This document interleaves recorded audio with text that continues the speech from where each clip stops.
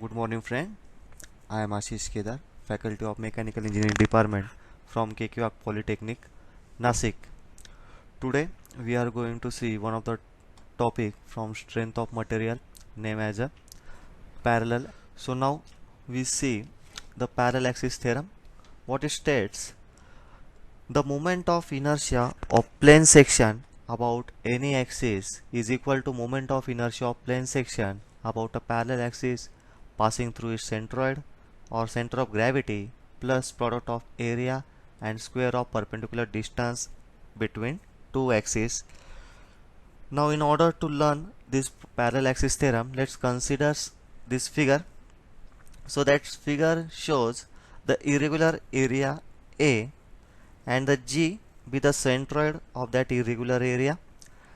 As we can see, the one axis AB in figure 1 is parallel to x-axis and one axis AB is parallel to y-axis in figure 2. So in this case, according to the parallel axis theorem, the moment of inertia of this plane about this parallel axis AB is given by IAB is equal to Ig1 plus A1 H1 square, where Ig1 or Ig is the moment of inertia about the central axis of this plane figure. Then IAB is the moment of inertia about any axis AB parallel to the axis X in case of figure 1 and parallel to axis Y in case of figure 2. And we can see the distance h as shown in the figure. What it denotes? It denotes the perpendicular distance between these two parallel axes. It is very important in case when we going to solve the problem. So remember this formula according to the parallel axis theorem. IAB is equal to Ig plus A1 H1 square, where Ig is the moment of inertia about the centroidal axis. Next, so now we can see the step to solve problem on parallel axis theorem. First step is to draw the neat label diagram of given problem showing all dimension on x and y axis. Second step is to check the symmetricity of diagram, whether it is symmetrical to x or y axis, to get centroidal point directly. Next step is to calculate the area and centroid of individual figure. Then calculate the centroid of composite figure by using the formula x is equal to a1x1 plus a2x2 upon a1 plus a2, and y is equal to a1y1 plus a2y2 upon a1 plus a2. So in this figure we can see the x and y, it is the distance of centroid from that axis. Then use the principle of parallel axis theorem, the moment of inertia of composite figure, by following formula: Ixx is equal to Ixx1 plus Ixx2 and Iyy is equal to Iyy1 plus Iyy2, where Ixx is the Ig1 plus A1H1 square plus Ig2 plus A2H2 square, is the moment of inertia at x-axis passing through the centroidal G and parallel to the plane. So these are the formulas are according to the principle of parallel axis theorem, where Ig is the moment of inertia about its centroidal axis. Next, so now we are going to solve the problem on parallel axis theorem. Problem states that a T section has flange 120 mm by 20 mm, web of 120 mm by 10 mm, overall depth 140 mm. Find the moment of inertia about central x-axis parallel to the flange.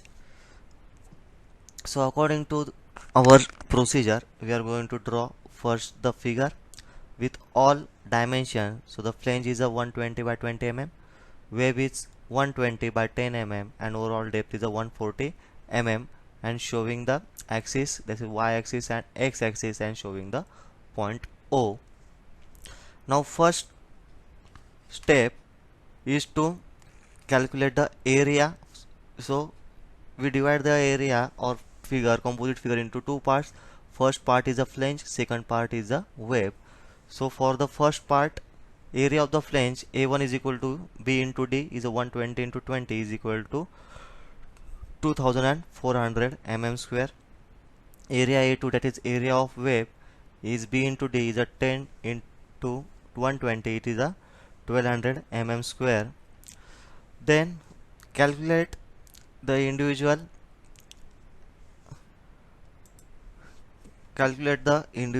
centroid. As this figure is symmetrical to the y-axis, so we directly get the x bar. So in order to calculate the y bar, we have to calculate the y1, y2. So y1 is 120 plus 20 by 2, that is this 120 plus 20 divided by 2, and y2 is directly 120 divided by 2. So in order to calculate the y bar, by using formula, y is equal to a1 y1 plus a2 y2 upon a1 plus a2.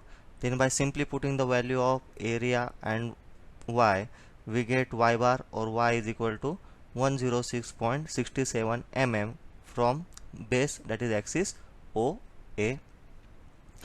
Now in order to calculate the centroidal of the individual plane, that is flange and wave, we use the formula Ig1 is equal to BD cube by 12 and Ig2 is equal to BD cube by 12. Then by simply putting the values, we get Ig1 is equal to 80 into 10 raised to 3 mm raised to 4, and Ig2 is a 1.44 into 10 raised to 6 mm raised to 4. Then this is very important step that we require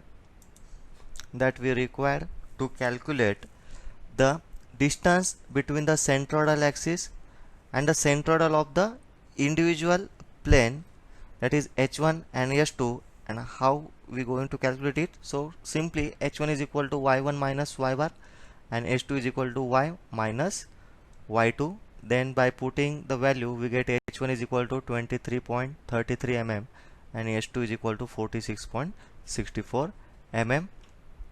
Next, now in order to find Ixx, we have the formula Ixx is equal to Ixx1 plus Ixx2, where Ixx1 is equal to Ig1 plus A1 H1 square and Ixx2 is the Ig2 plus A2 H2 square.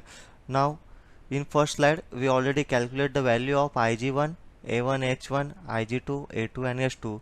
Then by simply putting that value into this formula, we directly get the moment of inertia of the total plane 5.436 into 10 raised to 6 mm raised to 4. Hope you are understanding the problem and concept. Thank you very much.